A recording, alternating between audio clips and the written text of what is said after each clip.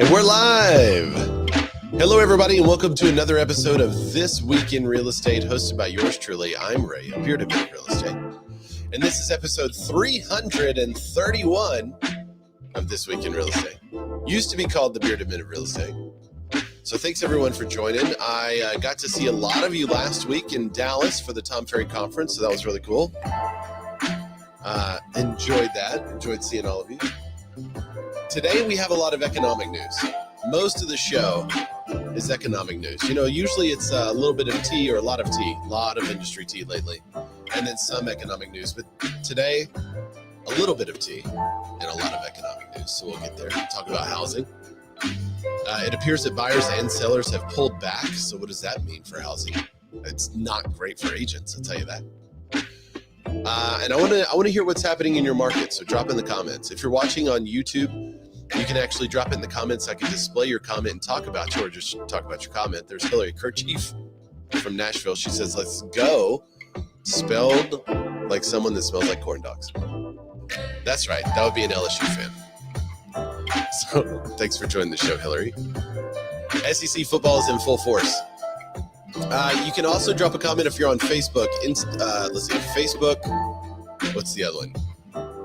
LinkedIn. Man, I'm blanking. Twitch, Kick, and we're also on the other Facebook account, the old This Week in Real Estate Facebook page. And I can display all those comments. I can also add your voice to this conversation. I can add your voice to the show if you find us on Clubhouse. So just take a look at Clubhouse, look for the Real Estate Networking Club, and we're broadcasting live there right now. And if you have an actual bio and are a real human, we'll add your voice to the podcast. So a lot of you listen later. So a ton of you, actually, last week as I was at the conference, a lot of you said, "Hey, I'm one of those later listeners." I really appreciate that. So the later listeners, the people that actually listen to the podcast that aren't joining us live, I want to give you a special shout out. Thanks for finding the show and for listening. Please share it with someone, do all the YouTube-y things, hit the bell, all that jazz. We have a little bit of tea to cover right off the top. So let's get into it. NAR wait, hang on. All right, it's been a week. I can't even read a headline. NAR fires back at Mauricio Umansky's PLS in a new legal filing.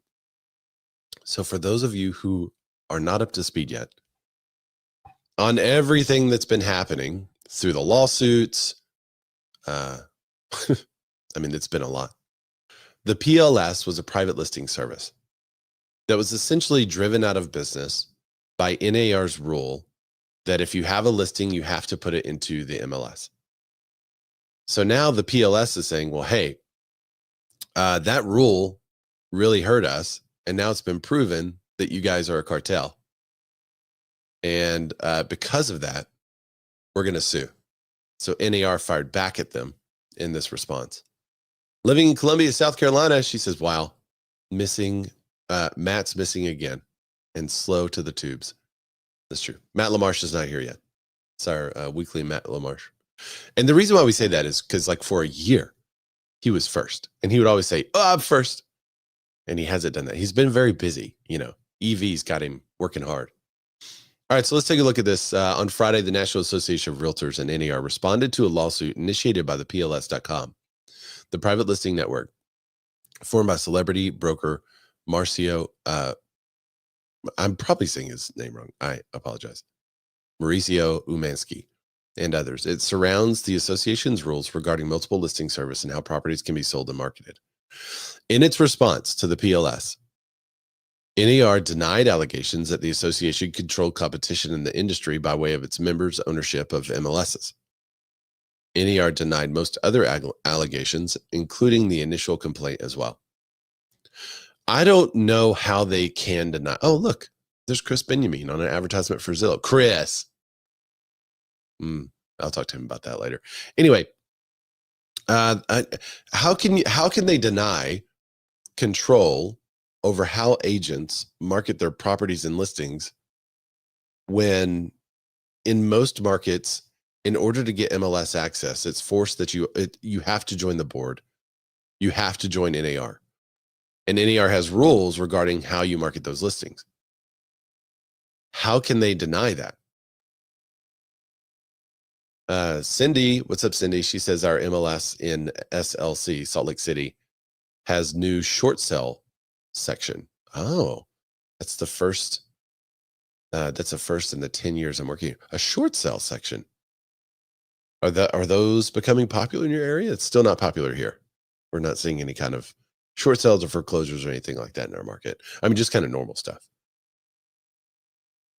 All right, the PLS had alleged in a lawsuit filed in July that NAR wielded and abused its market power to exclude a new and disruptive market entrance. I do not feel confident in NAR's ability to defeat this lawsuit. I feel like this is going to end in a massive win for the PLS. It also claimed that the growing popularity of pocket listings in recent years posed a threat to NAR and its affiliated MLSs.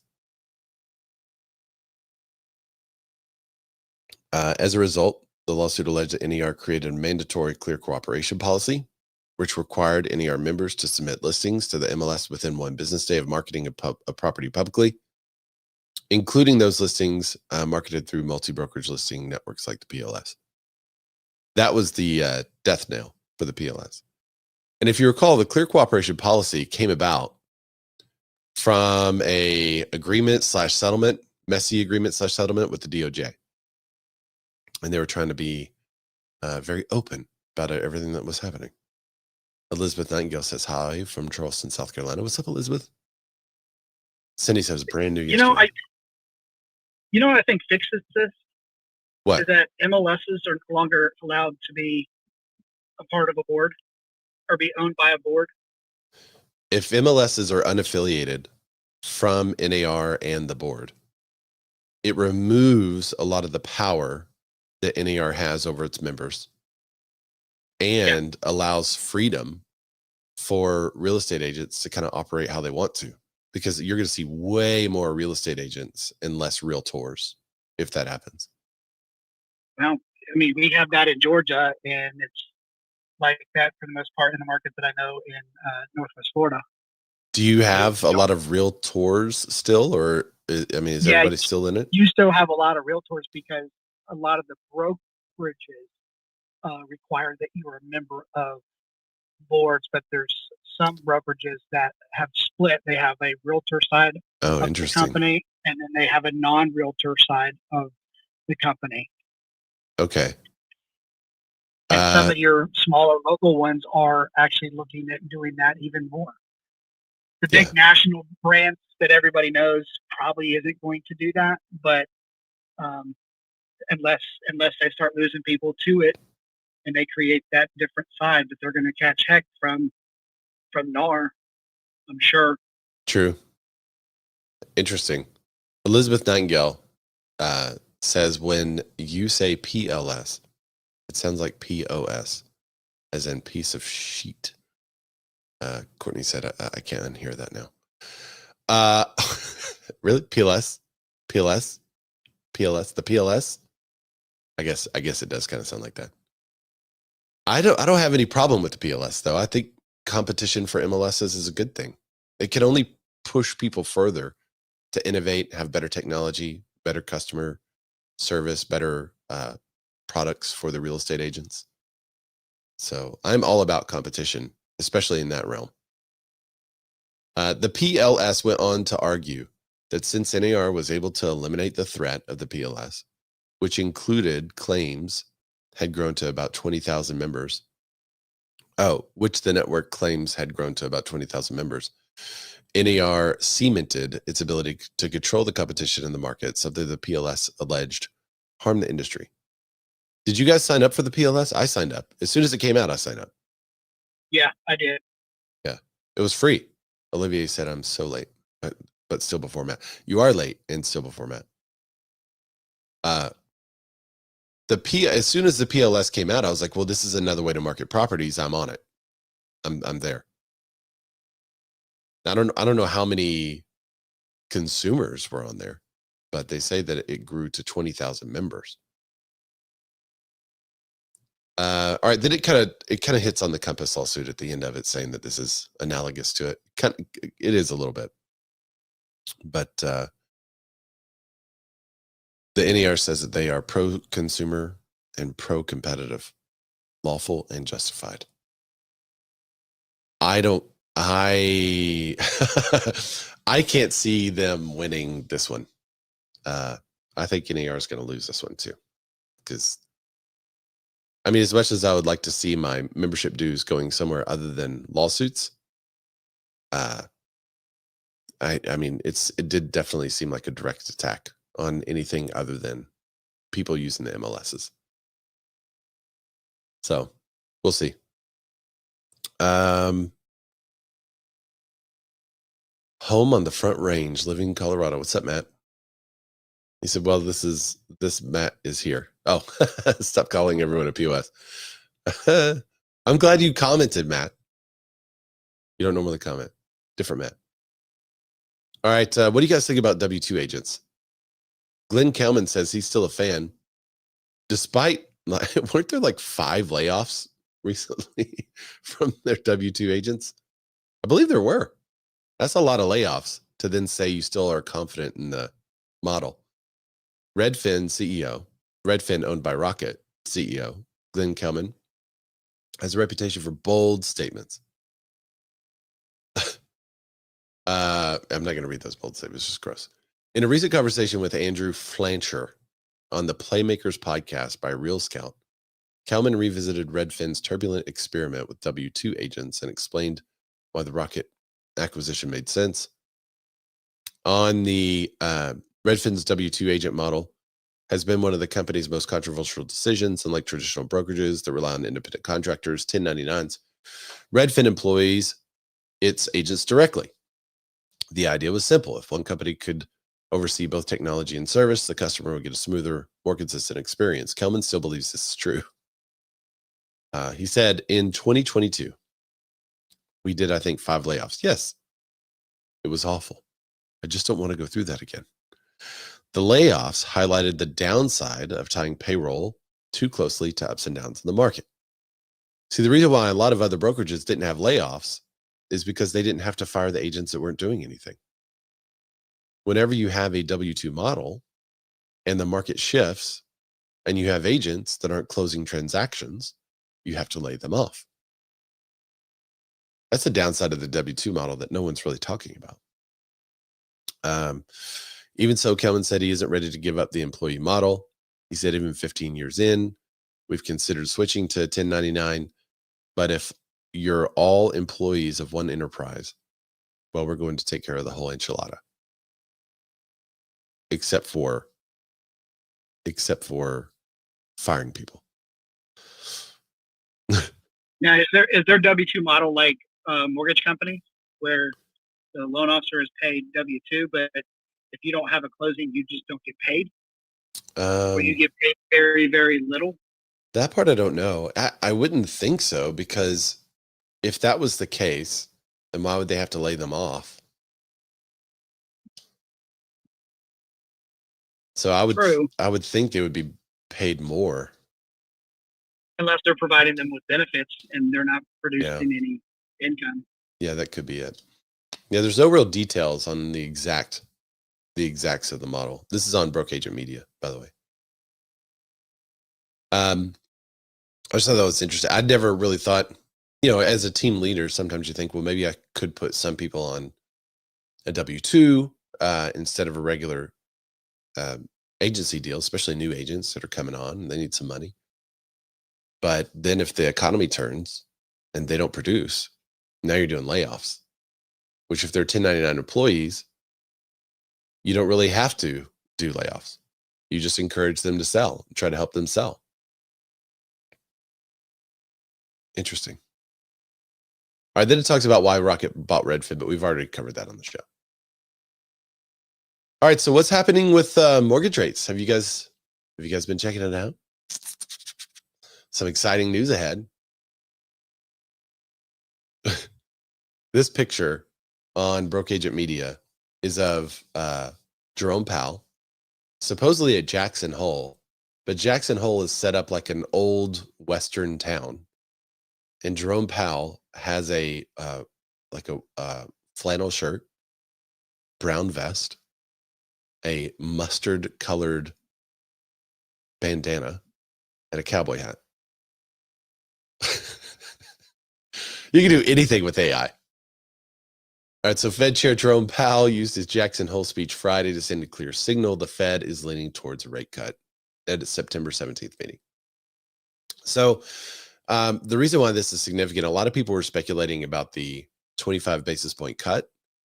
And most people think that that cut is currently priced into the market already. So if the cut is priced into the market, then when the cut actually happens, don't be shocked if you see rates go up a little bit. So right now, if you're working with a buyer who says, well, I want to wait on the Fed to cut rates, it's essentially already done. Because of the promise being so open, it's essentially done. So go ahead and get the loan now. We'll see what happens, but I don't know that the rates are gonna mortgage rates are gonna drop more on the news if it's already priced into the market. The headline of this article said mortgage rates fall to 6.52% after Powell's Jackson Hole speech. So obviously there's movement. Powell and the economy. Jobs payroll growth has slowed dramatically from the average of 168,000 per month in 2024 to just 35,000 per month this summer. Unemployment sits at 4.2%, historically low, but curious kind of balance that masks growth risk. Growth GDP expanded just 1.2% the first half of 2025, roughly half the pace of last year. Consumer spending is weakening. Inflation, tariffs are pushing prices higher. Higher in goods, but Powell said the reasonable base case is a temporary effect. Core PCE inflation is running at 2.9% year over year, with housing services and inflation trending lower. So the Fed's dilemma, in Powell's words, in the near term, risks to inflation are tilted to the upside and risks to employment to the downside. So the caution flag, September 5th is jobs report. That's this week. We'll see what's happening with jobs. September 10th through 11th are inflation reports. And then the September 17th, we see the FOMC meeting.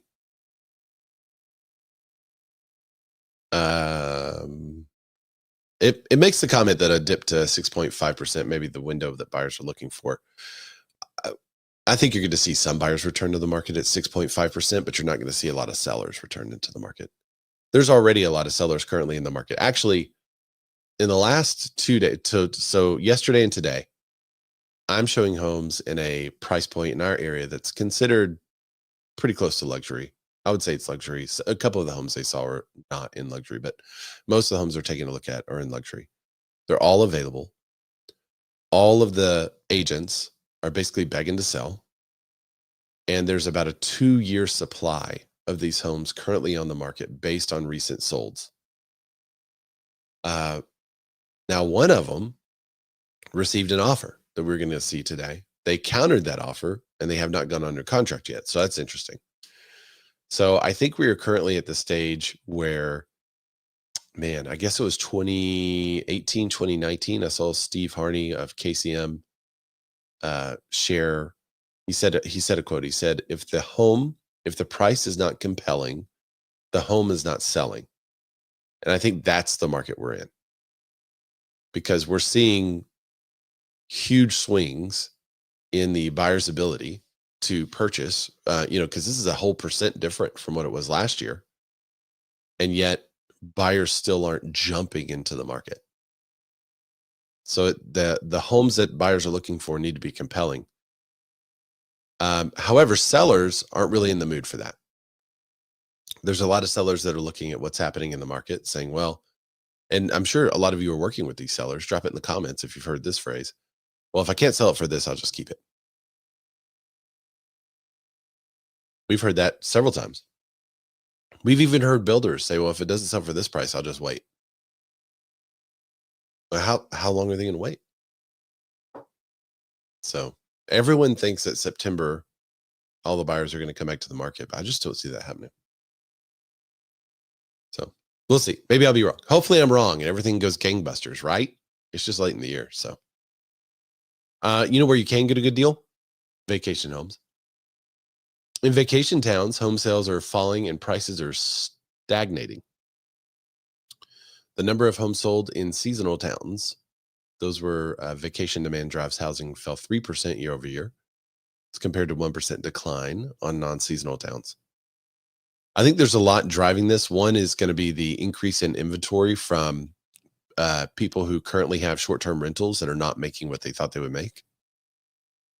And because those short-term rentals are not making what they thought they would make, people are like, well, let's sell it. They put it on the market and they're also not getting what they were hoping. So you do have a lot of inventory going on the market in these second home markets.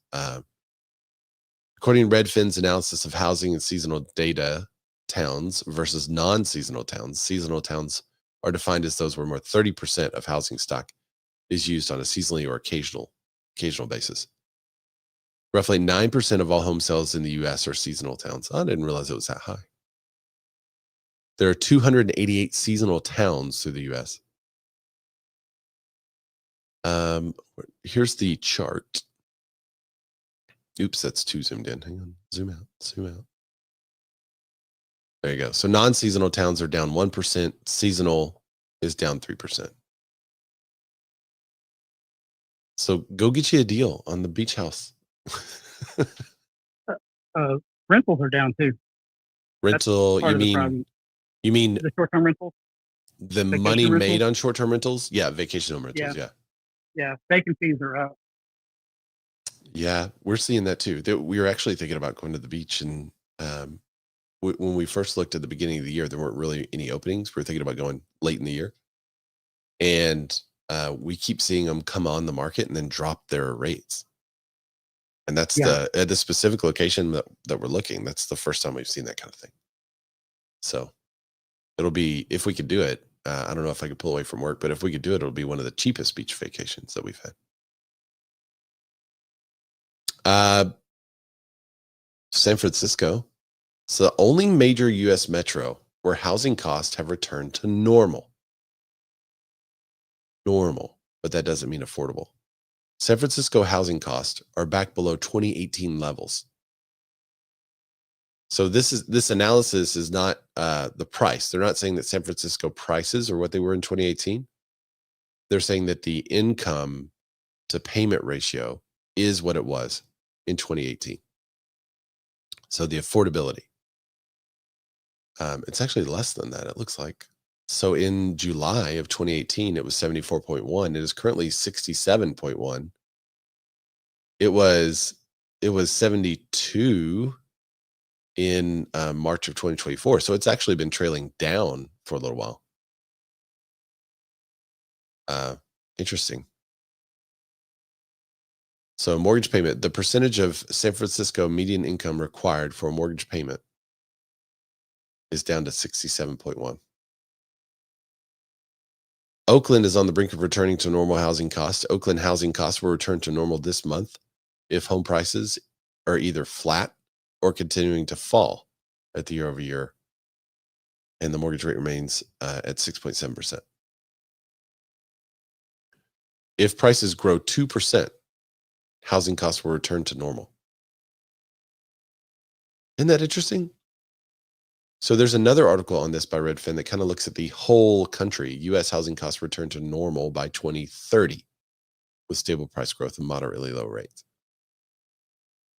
So this is what I find interesting. A lot of clients out there have, and I've heard this, I'm sure you've heard this, we're going to wait on home prices to go down. Okay. Y'all hear that? We're going to wait on home prices to go down. And when they say we're going to wait on home prices to go down, I'm going to say that's only going to be the second or third time in history that happens.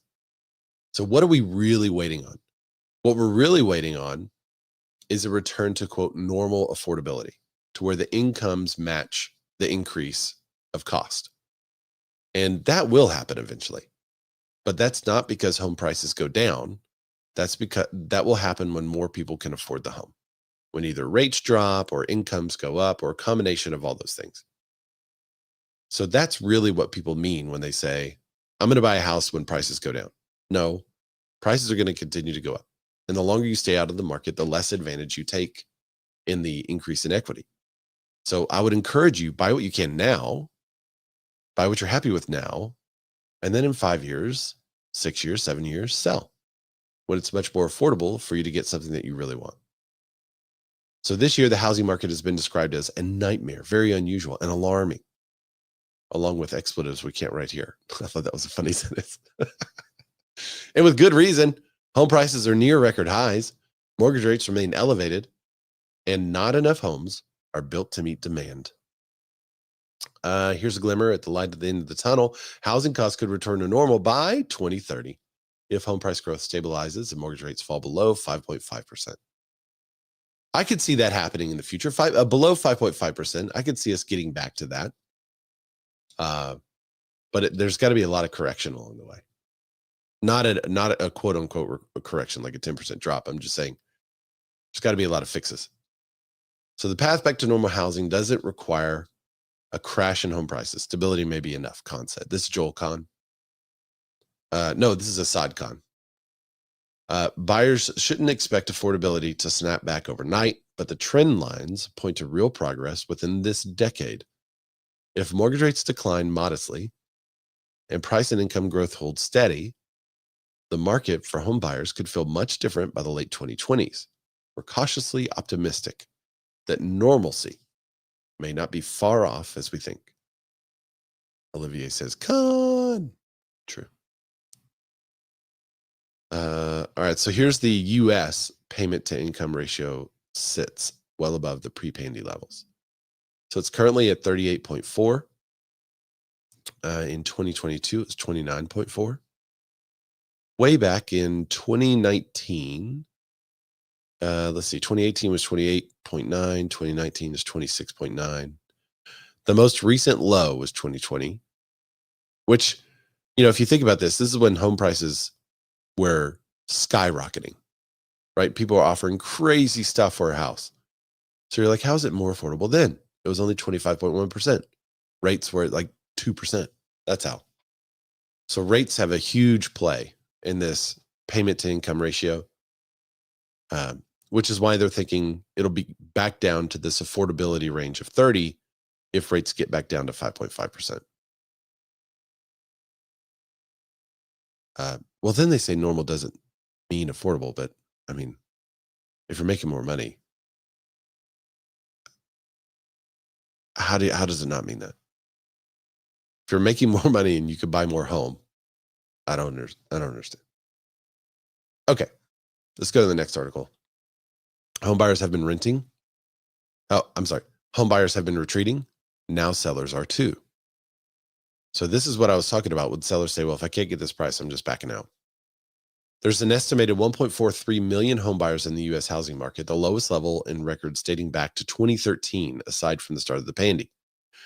That's making sellers skittish. The number of sellers has dipped roughly 14,000 since May, falling for the first time in 2 years. There's still 36% more sellers than buyers. That's the largest gap in records dating back to 2013. So here's the chart. It says there's 1.9 million sellers, 1.4 million buyers. That gap is what creates an imbalance of supply and demand.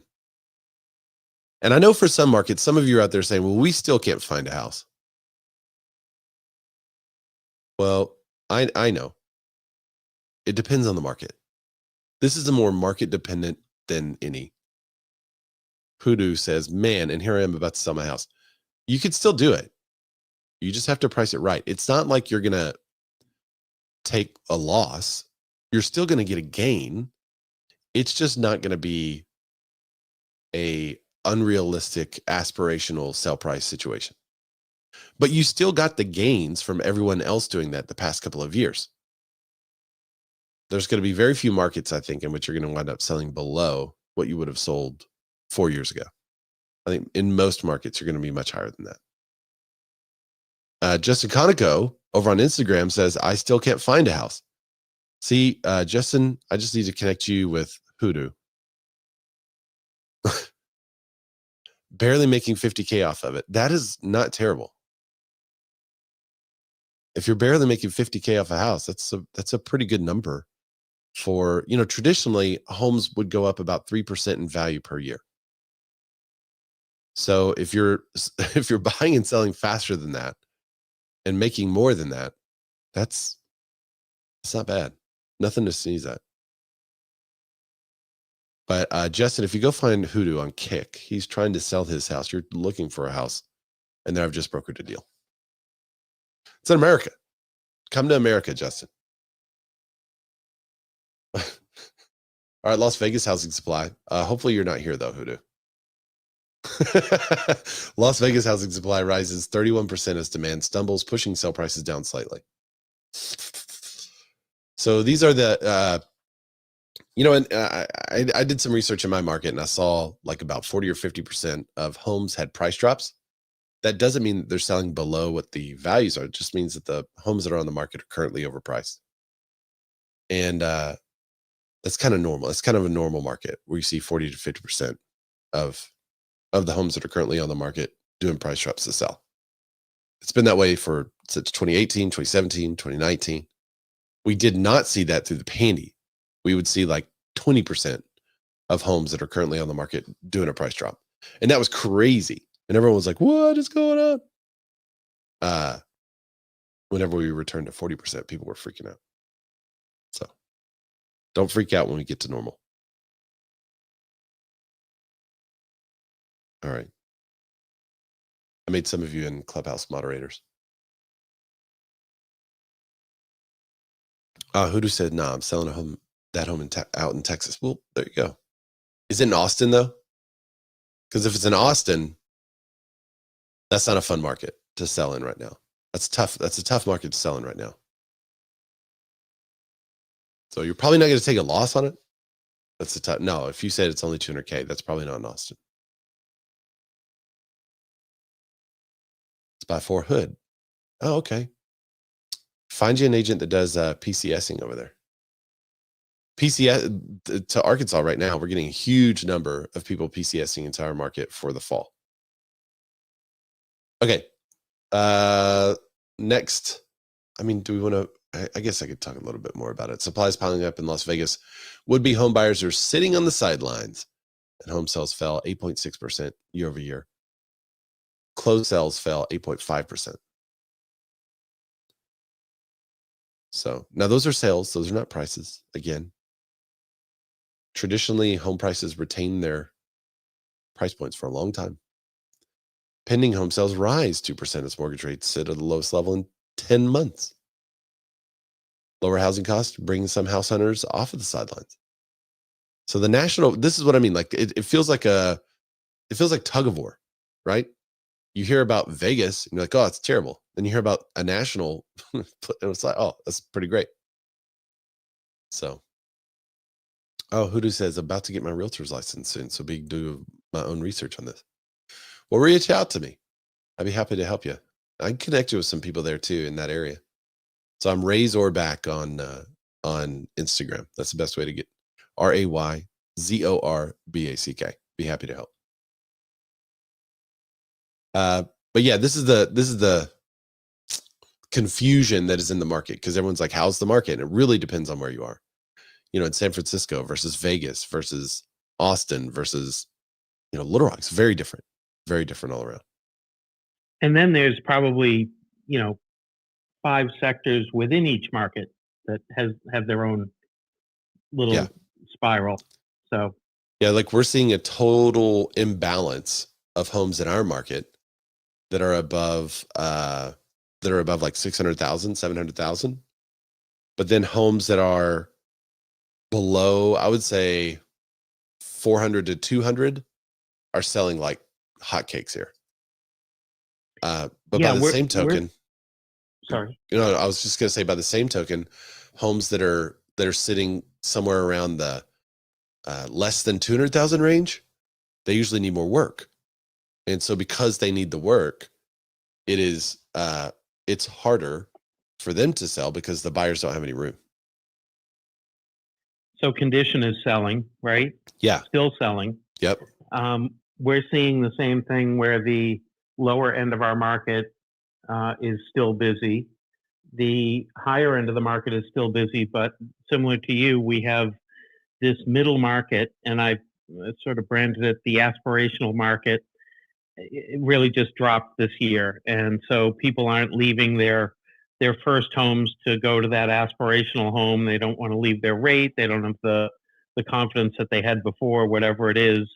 That market has sort of slacked off. But then over the past week, I mean, I've been back to back on showings all weekend and through today.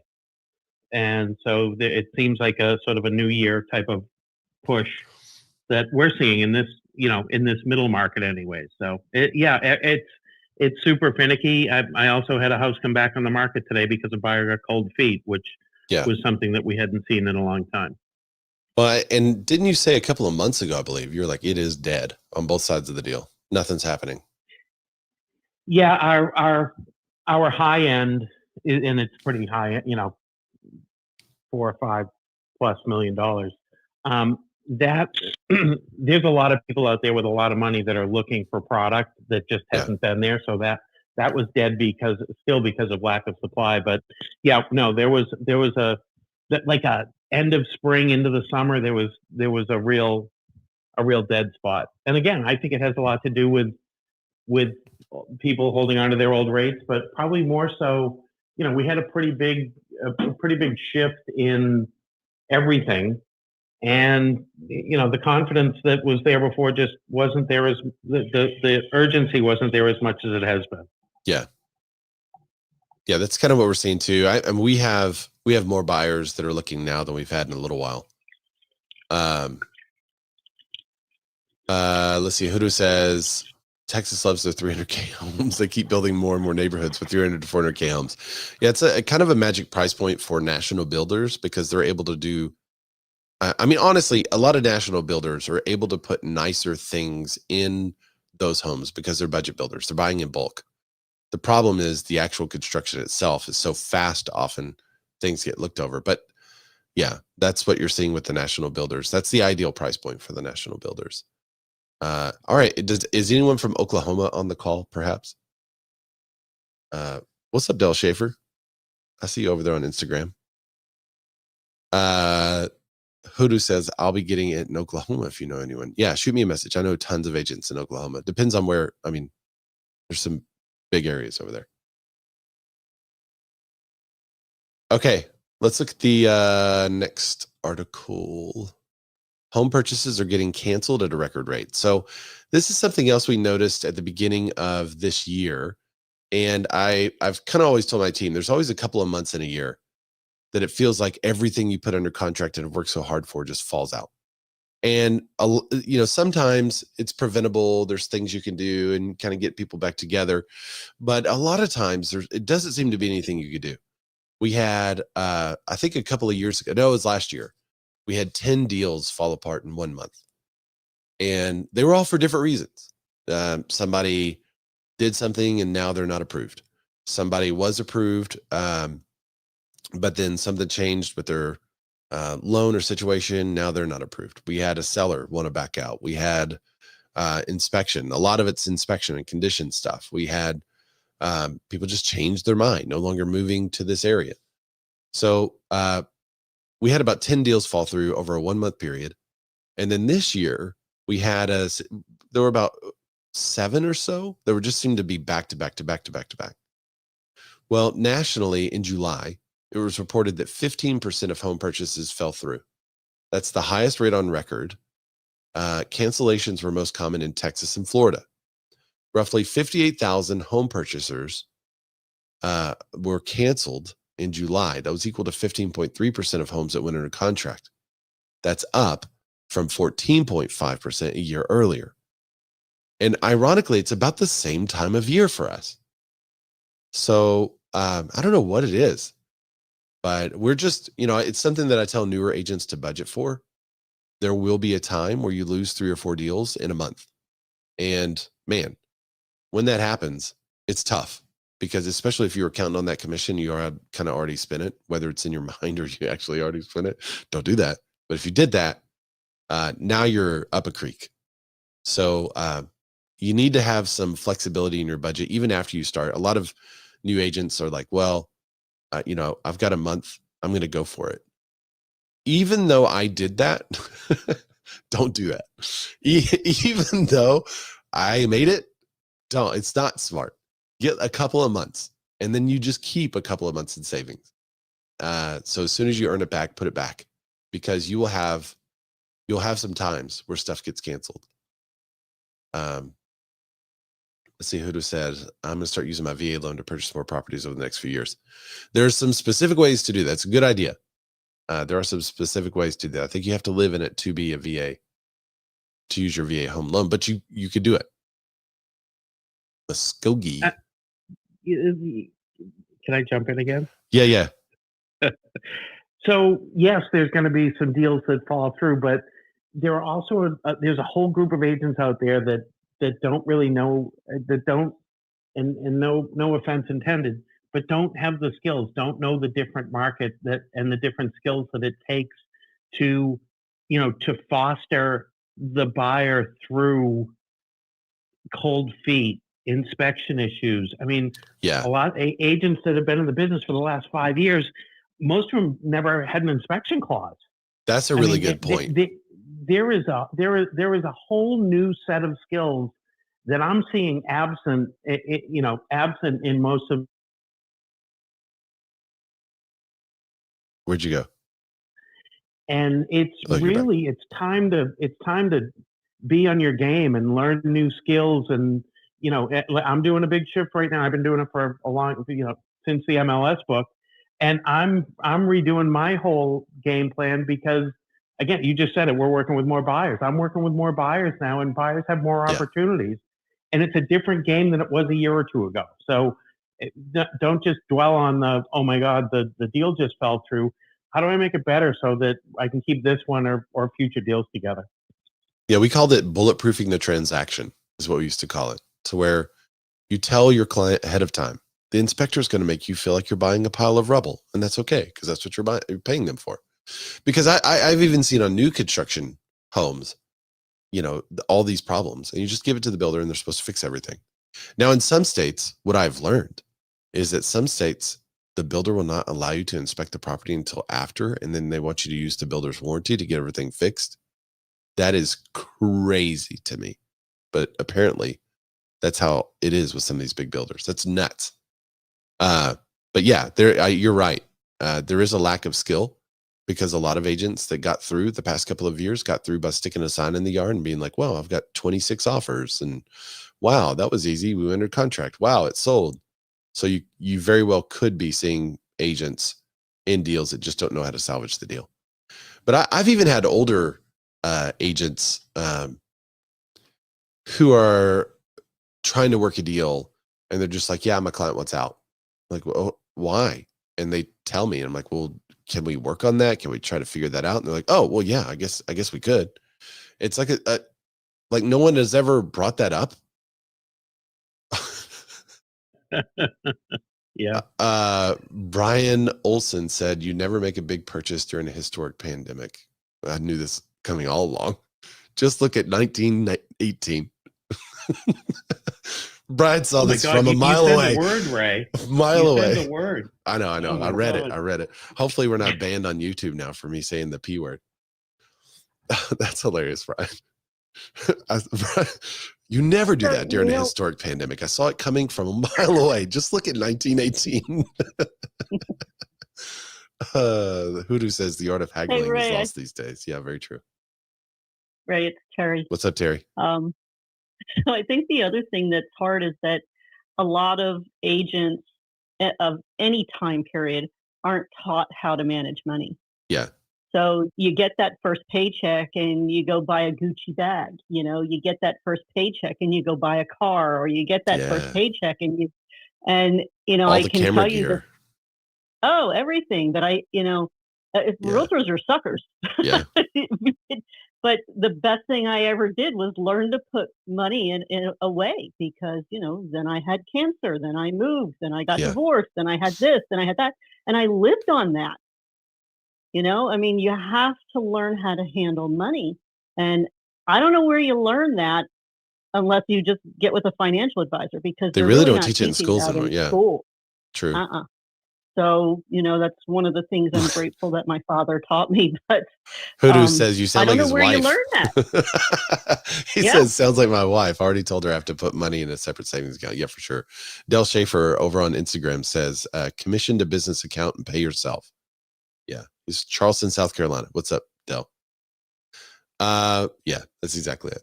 All right, let me get to these last 3 articles here. I do have a heart out at one here. So, avocado toast, no more. Struggling young renters forego restaurants and skip meals to afford rent. So they were saying like avocado toast was the reason why people couldn't afford a house, and they were like, "Oh, it shouldn't be that way. People should be able to get their avocado toast and buy a house. This is a bad." But now they're saying that they're doing that to afford rent.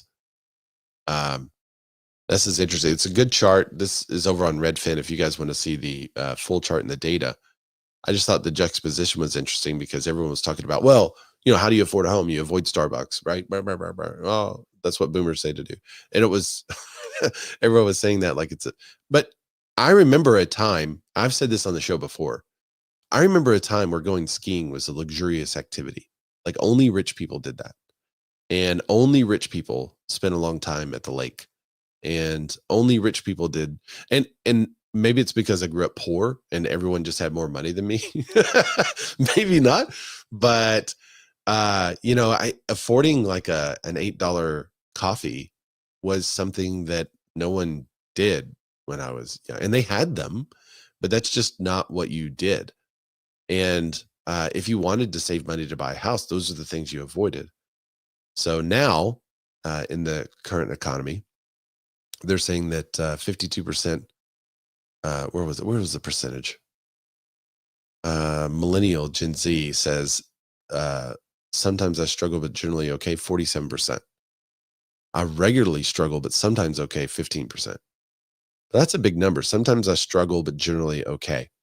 But if there were some differences, like what Terry was saying, if people were taught to manage money a little bit, then that could make a big difference in somebody's ability to not only afford a home, but just to live well.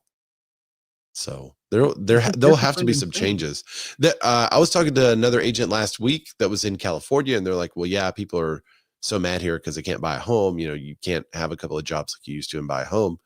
And I said, "Well, that's California. You know what people used to do? If they lived in an area where they couldn't afford a home, they would move to a different area. That was like really normal." Excuse me, I'm coughing over here. All right, mortgage demand for homebuyers pulls back. This is where our thumbnail came from for the week. Mortgage demand from homebuyers pulls back after 4 weeks of gains. So mortgage rates fell again last week, but not enough to pull overall demand out of a rut.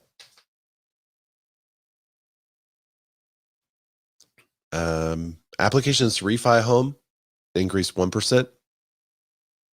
And where's the purchase? Applications to purchase dropped 3%. But it was still 17% higher than the same week a year ago. So overall, there's still more applications to purchase than a year ago. Joel Kahn, the deputy chief economist at the Mortgage Bankers Association, said refinance applications saw a small increase from the previous week, driven by FHA and VA refinance apps. But conventional refinances declined. The FHA rate is averaging about 30 basis points lower than the conventional rate. Purchase activity pulled back after a 4-week run of increases, as slower home buying activity led to declines in applications across various loan types.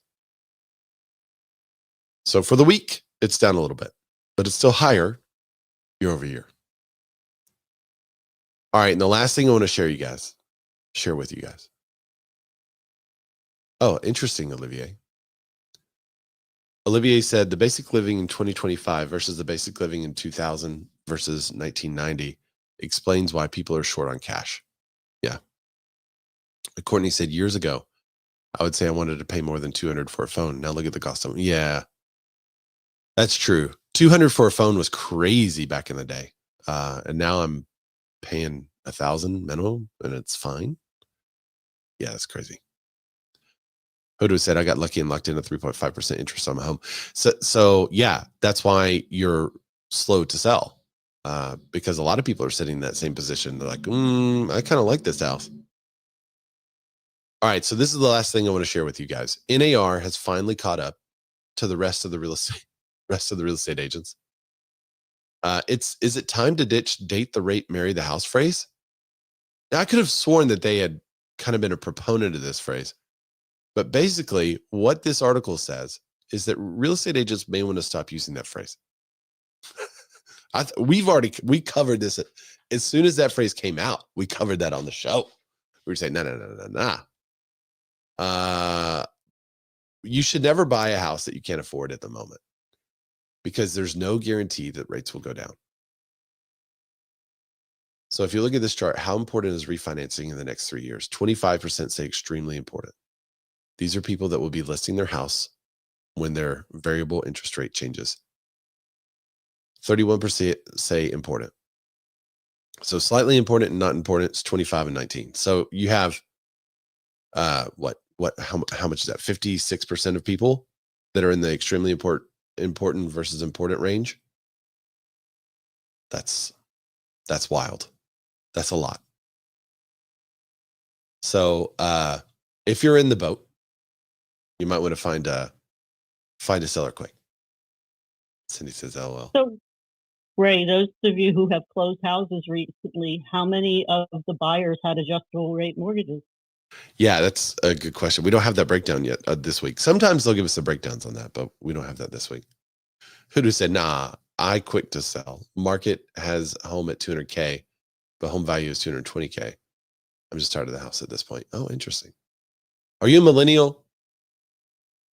Maybe that's it. Tired of a house. Well, thank you guys for joining me today. That's all I got. That's all a very economic heavy news show today. Normally we have a lot more industry tea, but in the last couple of weeks, it's been tea light. So thanks for joining. You guys can follow me at Ray Zorback. That's RayZorback over on Instagram. And if you're watching on YouTube or whatever you're watching on, do the subscribe thing, hit the bell so that you can be notified when we go live. And if you've downloaded this and have listened to the whole podcast, thanks for listening. I'd really appreciate it if you just share the show. But just like Hodo, he said I'd drop to follow. Once I start getting my license, I'll reach out to you on Insta. Yeah, dude. Happy to help. All right, everybody. I will see y'all next week.